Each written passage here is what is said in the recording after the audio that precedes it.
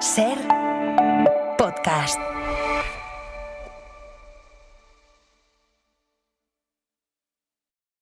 Atentos, ¿cómo se quedan si les digo que uno de los criminales más buscados en España era, hasta hace unos días, un chaval de 17 años solamente? O sea, un menor.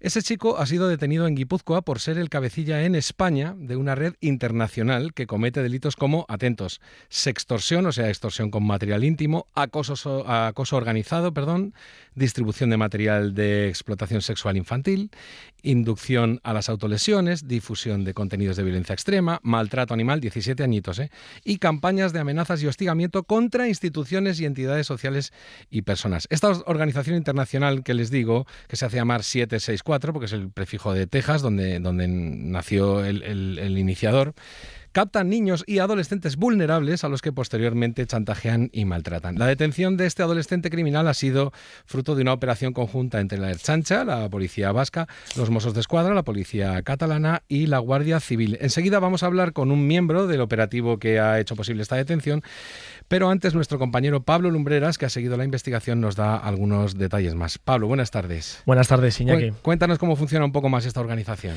Bueno, pues la banda criminal 764 es una red extremista transnacional en la que sus integrantes utilizan las redes sociales, las aplicaciones de mensajería o chat de videojuegos para localizar a jóvenes vulnerables. El acercamiento es simple y poco sospechoso: una afición compartida, una amistad o una invitación para entrar a un grupo privado. Después la organización conseguía aislar un poco más a los menores y con ello venían los chantajes, la manipulación y la extorsión. Ya, pero insistimos que es un detenido en España, pero en realidad es una organización internacional, ¿no, Pablo? Así es, la organización está siendo investigada en varios países por los delitos de extorsiones, difusión de material de explotación infantil, maltrato animal y circulación de contenidos de violencia extrema. Todos estos contenidos no los generaban los maltratadores, sino que los generaban las víctimas de esta trama a petición de sus acosadores. Su nivel de peligrosidad es tal, Iñaki, que en Canadá ya es considerada una organización terrorista. Madre mía, Matías y Mariola, os supongo personas muy informadas, pero no sé si habéis oído hablar mucho de esta organización. Solo a raíz de saber que tienes que hablar. Lo curioso es que el creador de la organización, como sea sectaria, porque se define como secta satánica neonazi, o sea, cubre todo el espectro posible. También era un adolescente, era un quinceañero de Texas, que es el que monta toda esta red, y luego he visto en Wikipedia, digo que es una fuente abierta, no sé si fiable, pero sí abierta, que las personas amenazadas en España son personas notorias, muy conocidas, públicas, es decir, se dedica a este chantaje, lo que no sé con qué propósito, si es un propósito simplemente de la maldad por la maldad o hay algún otro interés detrás. Pues es una de las cosas que le vamos a preguntar a Lucas Hernández, que ya está en Radio San Sebastián. Buenas tardes, Lucas. Buenas tardes. Él es agente del Servicio de Investigación Criminal Territorial de Guipúzcoa y responsable de esta investigación sobre la organización 764 en la Ertzaintza. Pues trasladamos la pregunta rápidamente. ¿Qué es lo que pretende esta organización? ¿Sacar dinero y de qué modo? Bueno, esta organización en un principio lo que quiere es una organización descentralizada. En cada zona cada uno tiene su nivel. Y en este caso nosotros en la Ertzaintza recibimos a primeros del mes de enero una denuncia en la que con unas amenazas graves a un colectivo en concreto con sede en Guipúzcoa, y la cual venía firmada por esta organización 764. Este colectivo a nosotros nos informó sobre esta recepción del correo electrónico en el que con unas amenazas graves en las que se iba a producir unos hechos bastante graves, y desde nuestra parte policial inmediatamente procedimos, en este caso a desalojar el centro, a hacer una supervisión del mismo y también a la vez a iniciar lo que es la línea de investigación.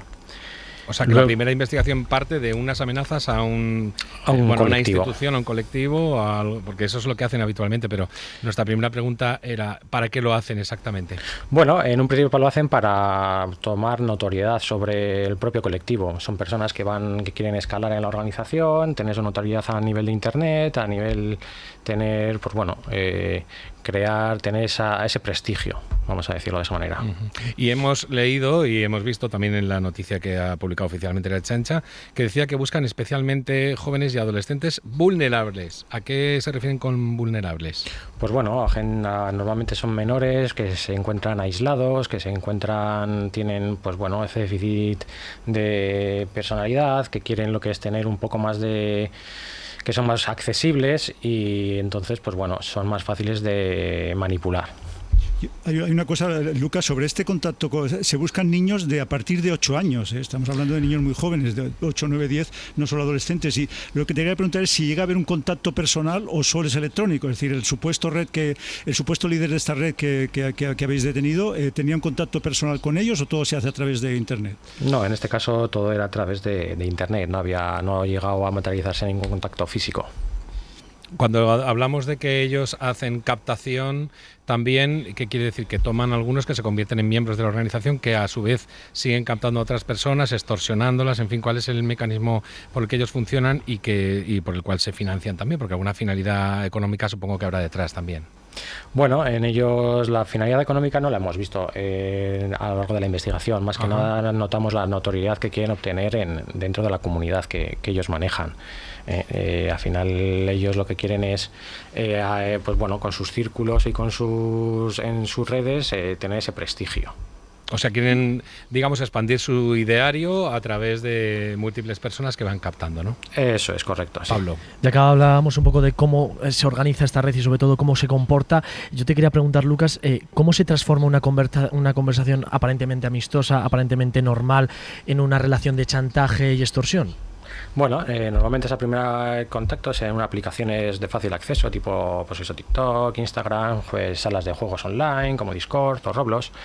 Y a partir de ese primer contacto pueden intentar una relación normal, empezar unas conversaciones, luego ya empiezan a empezar lo que es una manipulación, buscando que las víctimas se alejen de otras personas o que mantengan determinadas conversaciones en secreto, ¿no? Produciéndose ya estas conversaciones, pasamos de estas primeras aplicaciones abiertas de fácil acceso ya a otro tipo de plataformas o servidores privados que ellos manejan con el fin de que esas conversaciones sean más anónimas y dificultar así lo que es que se localicen o que la policía, en caso de que haga algún registro o demás, pueda localizarlas fácilmente.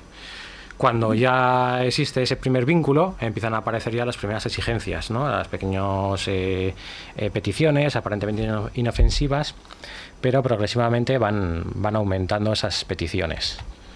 ¿Y con qué les chantajean? Perdón, no sé si es con fotos de contenido íntimo. Efectivamente, primero, pues empiezan a ver con fotos, con conversaciones que han mantenido, muchas veces ya de carácter sexual, y entonces, pues bueno, con datos que han obtenido de ellos, de las víctimas sobre ellos, o fotos o vídeos en las redes sociales, pues bueno, les empiezan a chantajear con ese tipo de material para que sigan cumpliendo sus peticiones.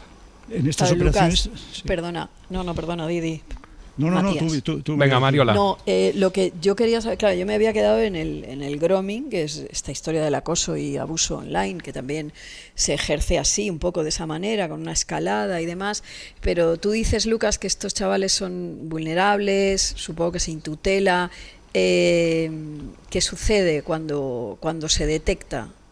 ¿A quién se va? ¿A quién...? No tiene por qué ser también, hablamos de personas vulnerables, pero bueno, al final cualquier persona, cualquier chaval que está teniendo acceso a Internet, a las redes sociales y demás, pues bueno, puede encontrar en una persona de este tipo, pues bueno, esa amistad que luego ellos aprovechan para convertirlo o desarrollarlo en una manipulación y poderlo llevar a este tipo de chantajes. Matías. Has hablado de redes sociales y plataformas y habitualmente las fuerzas policiales en España y en todo el mundo se quejan de la falta de colaboración de estas entidades. ¿Han colaborado con vosotros en esta investigación? Bueno, han colaborado, lo que sí tenemos el problema de que muchas de estas plataformas y redes sociales tienen sedes en ciertos países que la colaboración judicial o policial es prácticamente nula. Entonces nos encontramos contra este tipo de impedimentos que, pues bueno, los autores tienen un fácil acceso a ese tipo de plataformas o a ese tipo de comunidades, pero nosotros a la información que albergan esos servidores o esa información no tenemos acceso. Entonces nos dificulta enormemente la labor nuestra. Cuando la gente que nos esté oyendo, que tenga un adolescente en casa o alguien, bueno, pues eso, que haga un tipo de uso intensivo de las distintas ventanas de Internet, ¿cuál sería el primer momento de alarma en el que tenemos que decir aquí le está pasando algo a mi hijo? Ya sea por esta organización o por otra, pero específicamente no sé si esta organización funciona de un modo y en unos lugares concretos. Bueno, no funciona en unos lugares concretos. Pueden, ya lo he comentado, pueden iniciarse, pues bueno, a través de plataformas de juegos o Discord o plataformas de este estilo, en las que hay salones con muchas personas y ahí se pueden camuflar tranquilamente. Las primeras señales que podemos notar sobre este tipo de comportamiento de un menor, pues bueno, pueden ser mayor aislamiento, ansiedad, cambios de humor, un secretismo excesivo con los teléfonos móviles o el ordenador, y también debemos prestar atención si aparecen contactos con desconocidos, ¿no? Si supervisamos sus conversaciones y vemos que de repente ha aparecido una persona que no vemos que no es de su círculo o más, ya podemos ponernos en alerta. Dos de los delitos de los que acuséis al menor detenido es de hacer doxing y swatting. ¿En qué consisten estas dos técnicas? ¿Cómo hacen esta manipulación de los menores con estas dos técnicas? Bueno, el doxing, como hemos comentado al principio, consiste en obtener y divulgar datos personales de las víctimas, el dónde vive, el colegio al que va, los grupos de amigos, con el fin de que consiste en tener esa información y así mostrarle que sabe cosas de él y así tener nuevas formas de poder acosarle.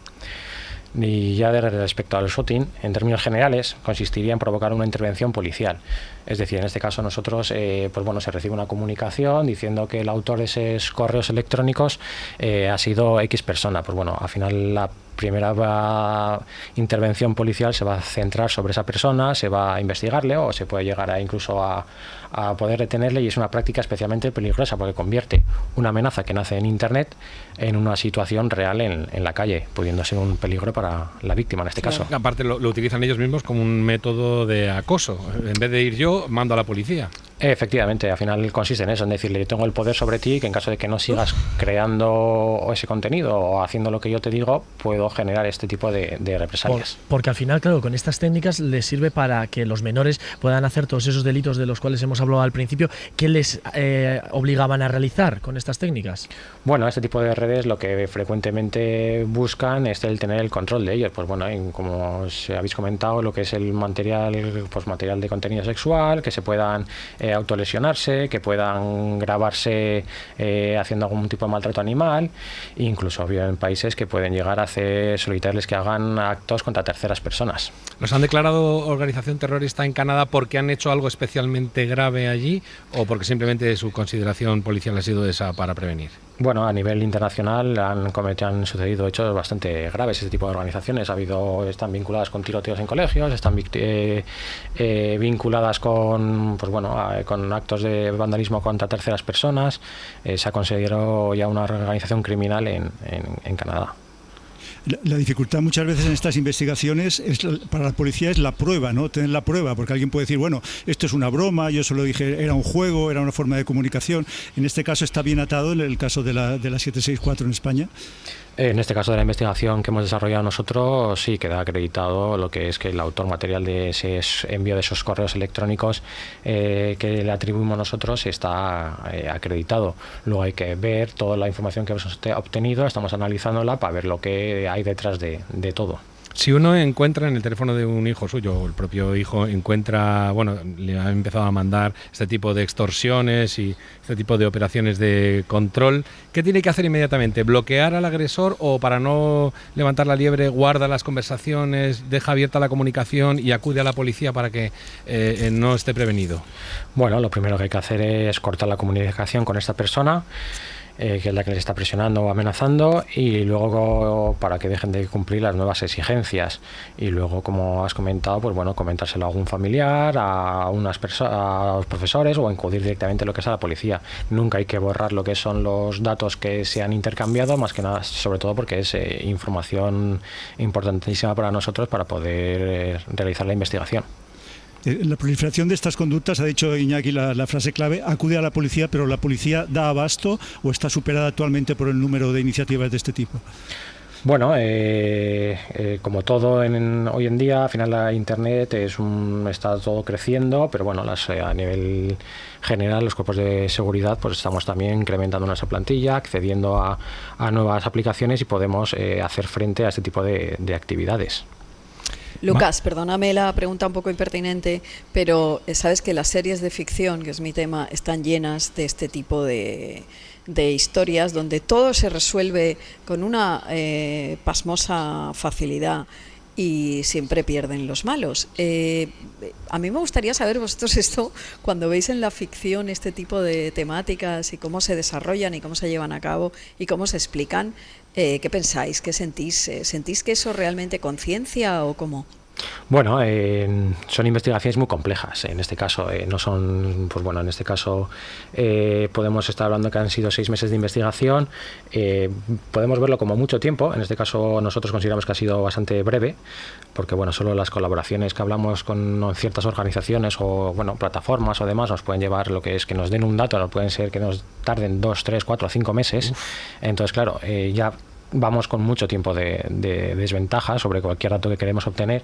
Entonces, la serie se ve que todo sucede en pocos minutos y en cambio en la realidad son tiempos muy largos. Bueno, pero afortunadamente ha sido un caso modélico de colaboración entre la Ertzaintza, los Mossos de Escuadra y la Guardia Civil, a los que damos las gracias siempre por todo lo que hacen, pero sobre todo por esta investigación y esta detención en Guipúzcoa del cabecilla de la organización 764 en España. Lucas Hernández, muchísimas gracias por haber estado en La Ventana esta tarde.